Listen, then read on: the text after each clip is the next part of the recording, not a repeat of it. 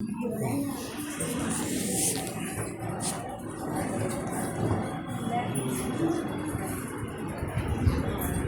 देर से आए।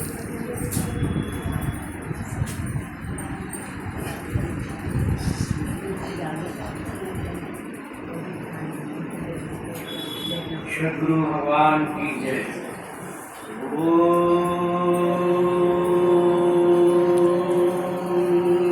तत्सत्।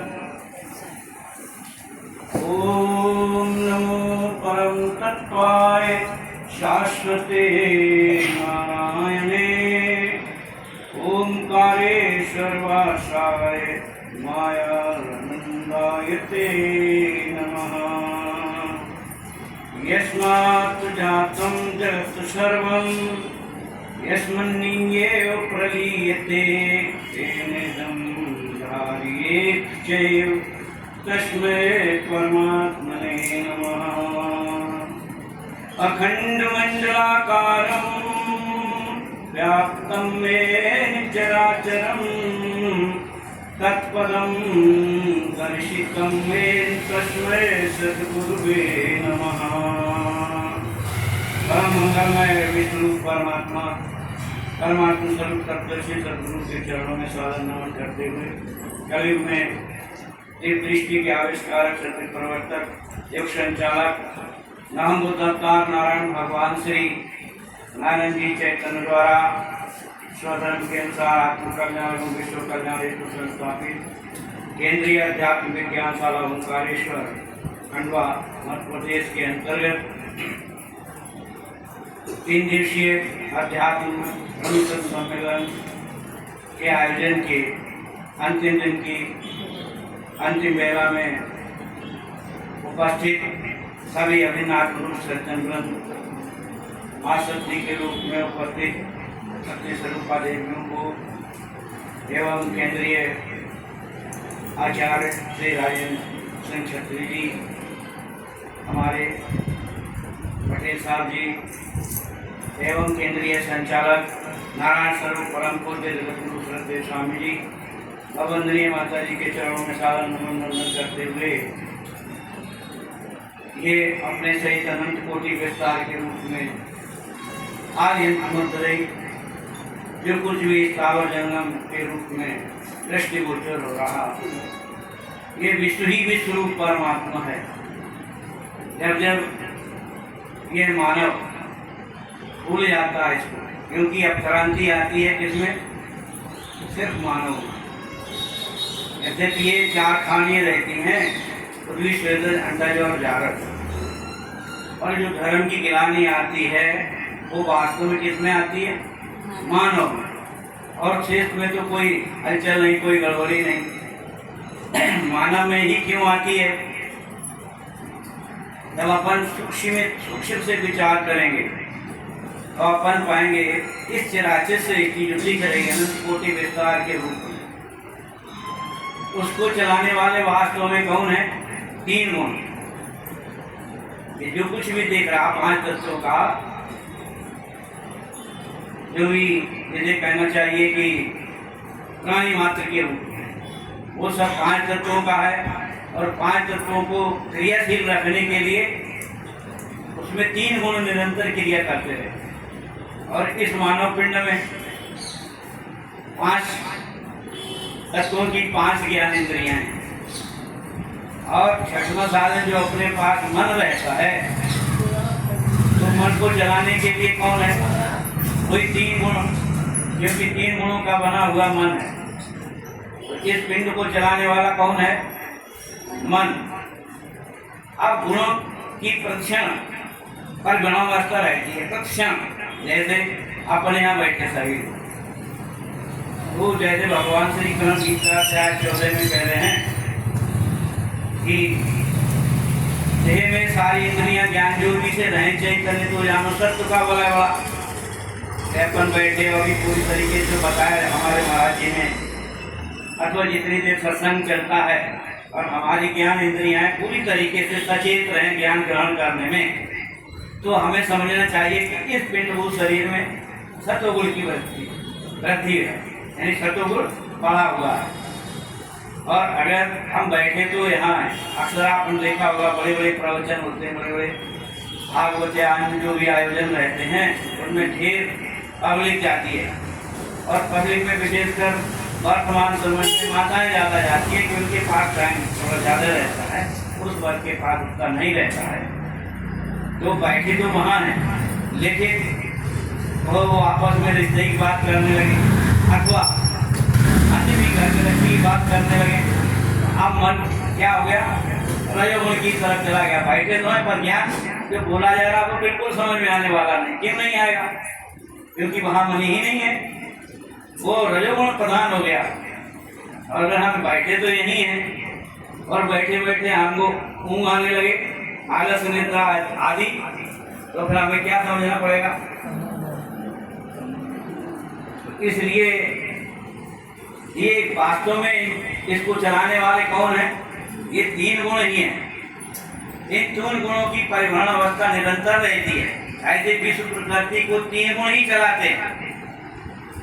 जब सत प्रधान रहता है 50% सत बीच में, 25 अंत में, 25 कम, उस अवस्था को ही अपन सतयुग कहते हैं अथवा इस पिंडभूत शरीर की दृष्टि से उसको ज्ञानी कहते हैं। ये जिसमें अवस्था रहती है गुणों की इस तरीके की, उसको ज्ञानी अथवा युग अनुसार उसको सतयुग कहते हैं। पर जब क्योंकि वो परिभ्रमण अवस्था बराबर रहती है, तो घूमती अवस्था में जब रजोगुण ऊपर चला जाता है, ये मान लो यहाँ बीच था अभी सतयुग में, अब यहाँ आ गया, और यहाँ जो था वो यहाँ आ गया, ये तो यहीं पे है। तो अब ये सतोगुण आ गया यहाँ रजोगुण, तो इस अवस्था का नाम ही त्रेता है। और ऐसा जब इस पिंडभूत शरीर में रहता है तो कौन कहलाएगा? रक्षक, यानी रक्षण करने वाला, समाज की रक्षा करने वाला। और अब अभी तक इस पे जो प्रकाश पड़ रहा था बीच में कौन था? सतोगुण। तो सतोगुण का प्रकाश इस पर जब पड़ेगा तो क्या होगा? मलिनता नहीं आएगी, शुद्ध रहेगा, इसलिए वो रक्षण करता है। और जैसे ही ये तो यही बनेगा, पर ये जो है बीच में आ गया कौन? तमोगुण, और ये कहाँ चला गया? सतोगुण नीचे। इस अवस्था का नाम द्वापर है, और उसी को अपन पोषण करता, पालन करने वाला, व्यापारी आदि। ये अवस्था इस पिंडभूत की है और ये ब्रह्मांड की हमारे गुणानुसार। अब घूमती अवस्था में जब ये जो है ऊपर आ गया और बीच में क्या आ गया? सतोगुण, और ये ऊपर वाला किधर चला गया? नीचे। जो वर्तमान अवस्था इसी को कलयुग कहते हैं। और यही जब अवस्था इसमें आ जाती है तो हमारे जो साधन है वो कैसे हो जाते हैं? पूरी तरीके से मलिन हो जाते हैं। तो फिर आप मजदूरी के अलावा कुछ नहीं कर। और ये तो किसी समय हो सकते हैं क्योंकि ये गुणों की परिभ्रमण अवस्था रक्षण रहती है। इसलिए जब सतयुग में रहता है तो उसमें भी चारों युग रहते हैं, और त्रेता रहता तो उसमें भी चारों रहते हैं, और जब द्वापर रहता तो उसमें भी चारों रहते हैं, और कलयुग में भी चारों हैं। अब जो ज्ञान से संबंध रखने वाले वर्तमान में है तो वे सब चाहे से जिए, पर जी काहे को है? सतयुग जी है, वही सीधी सी बात है। और क्या सतयुग जब पूर्ण होगा तो क्या फिर तमोगुणात्मक वृत्ति कोई आदमी नहीं होगा? फिर तो गुण ही समाप्त हो जाएगा। ये बात जरूर है कि प्रकाश सत्य का रहने के कारण इतनी गड़बड़ी नहीं आती जितनी वर्तमान है।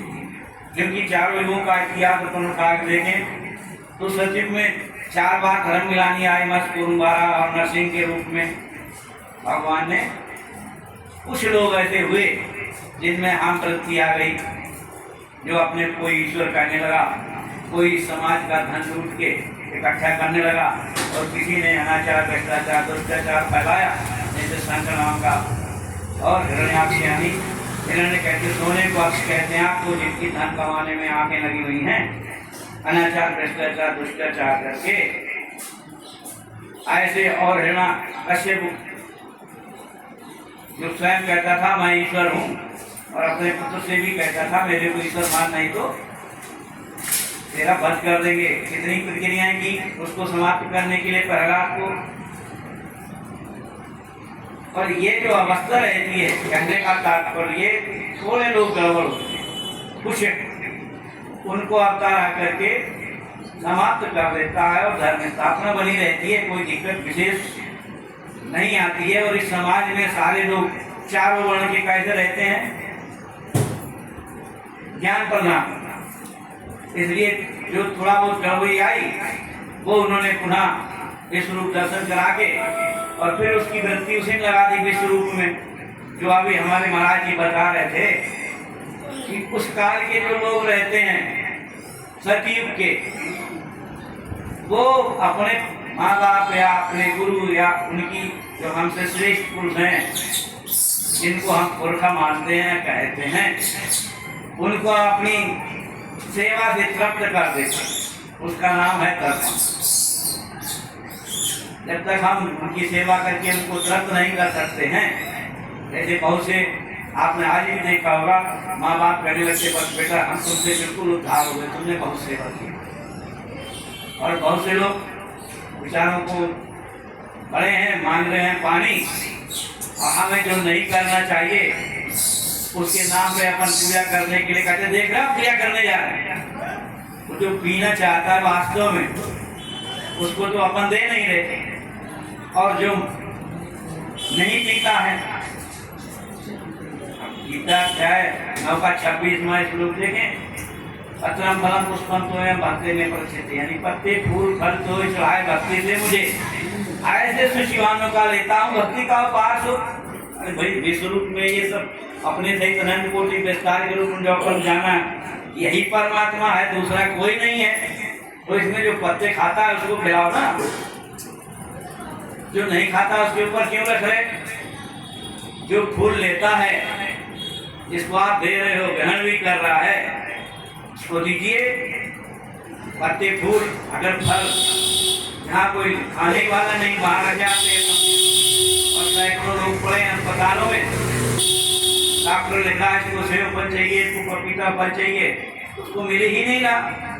अरे उसको दीजिए ना, देखो तत्काल क्या कहता, आपके सामने ही कहेगा। असलामी शब्द उसमें मूल श्लोक में आया, हम साकार होकर खाता हूँ, लेता हूँ, ग्रहण करता हूँ, भगवान कह रहे। अब अगर पानी ही चढ़ाना है तो फिर उसके ऊपर काय डालते हो जो पत्थर नहीं ग्रहण करना,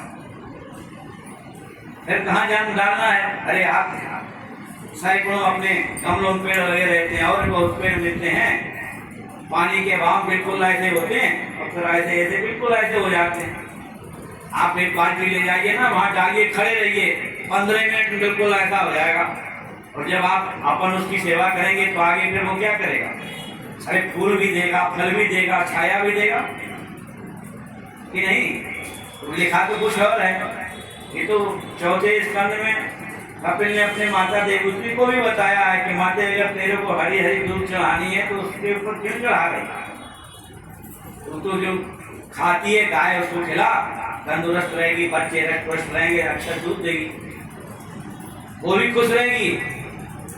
तो यही तो अपने में रोजाना यही सिखाया जाता है, ये जो कुछ दिख रहा है, और यही भगवान श्री कृष्ण गीता 18 के 61 में और 62 में लोग ये बात कह रहे हैं। ईश्वरा सर्व भूतानां हृदय देशे तिष्ठते अर्जुन राम्यां सकल भूतानि अहंकार गुणानि माया।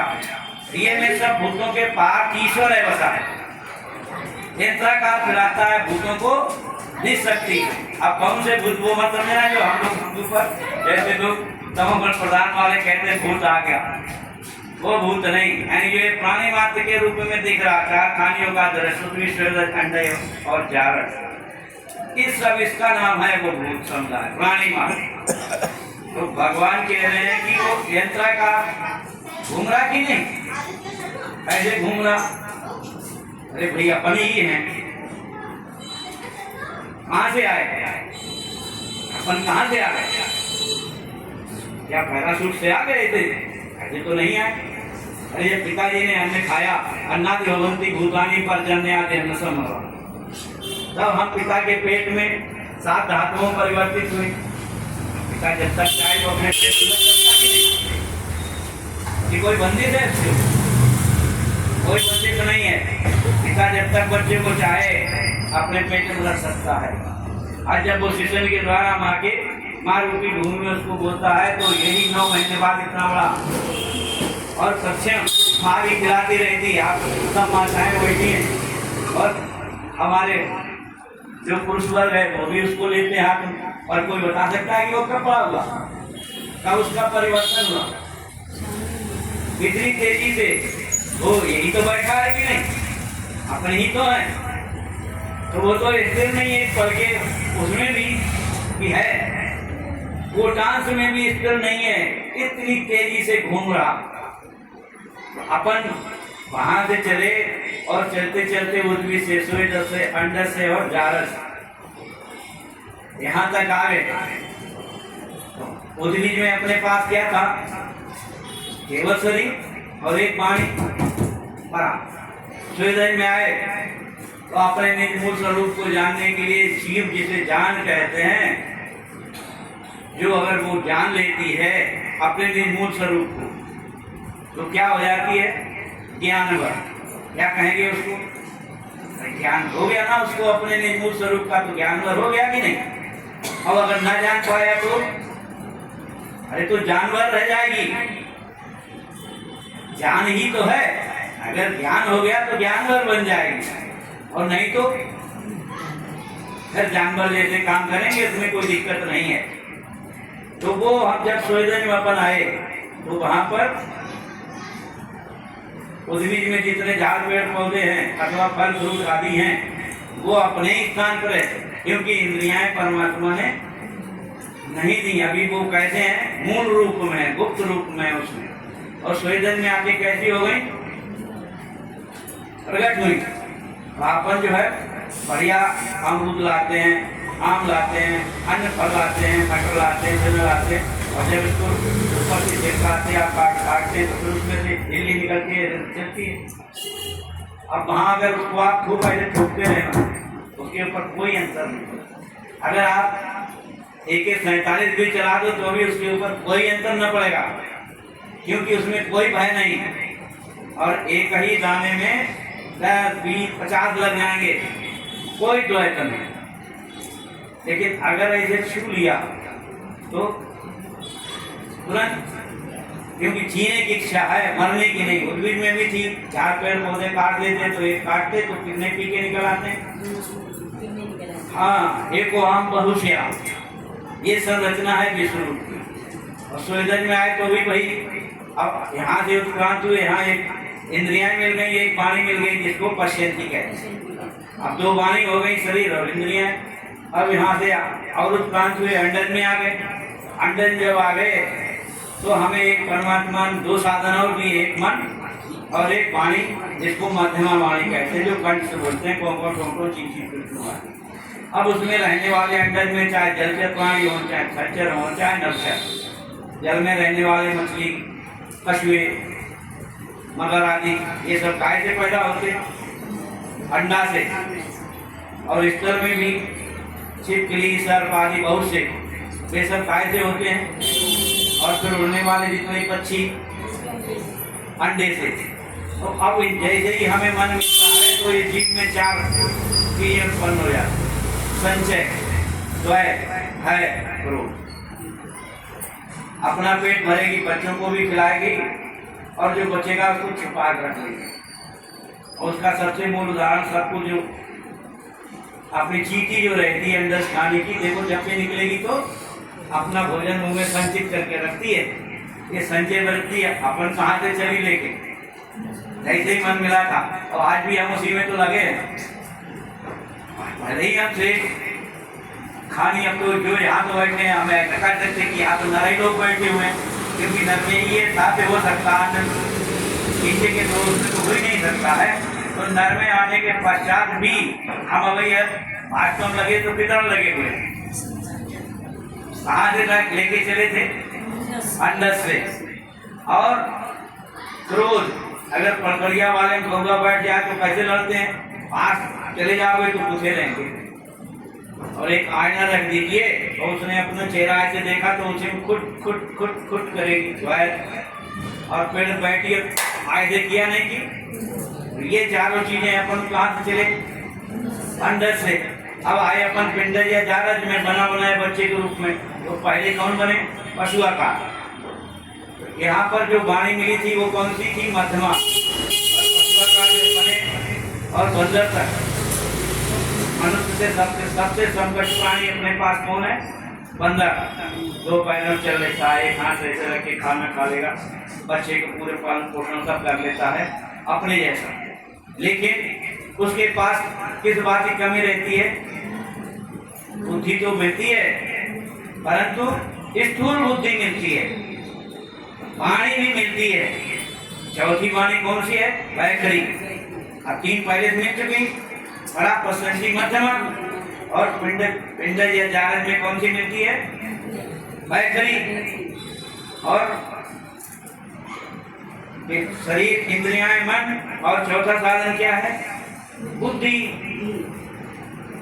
तो बुद्धि भी मिल गई, लेकिन कौन सी मिली? स्थूल बुद्धि। और वाणी कौन सी मिली? वैखरी। और कैसी मिली? अशुद्ध वैखरी। कोई गाय भैंस बकरी कितना भी उसको पढ़ाया जाए, रटाया जाए, कुछ भी किया जाए, और इस तरीके से नहीं बोल सकती पिताजी कहाँ जा रहे हैं, माता जी क्या कर रही हैं, कर सकता है कोई? ये साधन कहाँ पे मिले अपन को?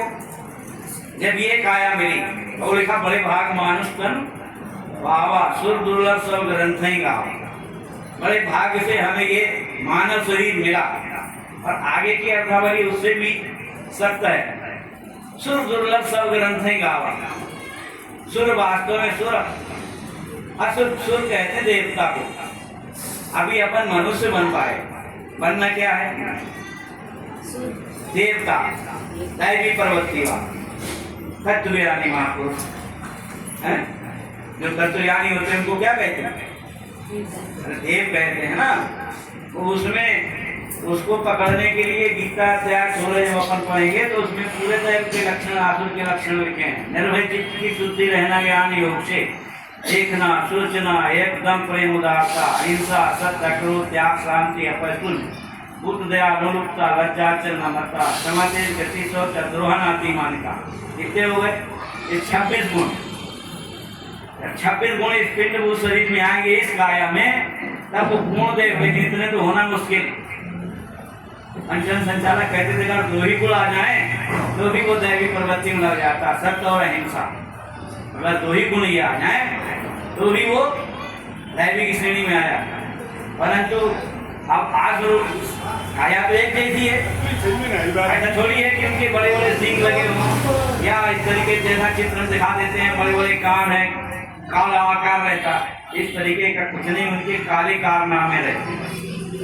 इसलिए मूल में मोटे मोटे अगर अपन देखेंगे तो दम्भ, अभिमान, क्रोध, अत्यंत बोलना और अज्ञान, ये 5 लक्षण भी जितने मिल रहे हैं तो शरीर से तो वो काया में कोई फर्क आता क्या? पर वास्तव वो क्या है? आसुरी, आसुर है। अपने जब ये निर्मल अपन को ये काया मिल गई, मनुष्य शरीर तो प्राप्त हो गया, बनना देखता है। तो पहले अपन जो आए कहाँ से थे? पशु खान। तो पहला शरीर जो प्राप्त होता है वो तमोगुण प्रधान रहता है। इसमें अनंत जन्म लेने के पश्चात जैसा भगवान मान ने इसमें लिखा ना, जानो पशु बुद्धि मनुष्य मलिनतम स्थायी, जाने नहीं निज स्वभाव, मतलब वित्त जातिवाद, चमत्कार, बल प्रभाव, माने प्रभुताई। ऐसे जो लक्षण भगवान ने लिखे, क्योंकि अगर यही बताएंगे तो फिर पूरा टाइम चला जाएगा। तो ये जो लक्षण लिखे हैं ये किसके हैं? पशु मनुष्य के। काया तो अपनी जैसी, अपने ही पास अपने ही बच्चे, अपने ही माँ बाप में से कोई भी हो सकता है। लेकिन अगर ये लक्षण है तो वो वास्तव में शरीर से मनुष्य दिख रहा, वास्तव में पशु मनुष्य। और इससे जब अपन उपराम होते हैं और उसका सबसे मूल गुण रहता अनाधिकार चेष्टा, जो वस्तु मेरे अधिकार नहीं है जबरदस्ती लेने की, जो सोचता रहता है वास्तव शरीर से तो वो मनुष्य दिखता है। यहाँ से उपरांत होकर वो मनुष्य में आया तो भगवान ने लिखा है ना, मनमानी वृत्ति सत्य बिना कहते तरिए, पूरे लक्षण उसमें लिखे कि नहीं? वो जवाब है शुक्ला कहा जूता पहने भाई धर्म तजे सुचित सुमाने हैं अन्ना में पिस्ता कर डाल। ये सारी प्रक्रियाएं जिसमें रहती हैं। और मेन बात है जो मनुष्य रहता है तमोगुण प्रधान व्यक्ति को गीता में आत्मवत कहते हैं।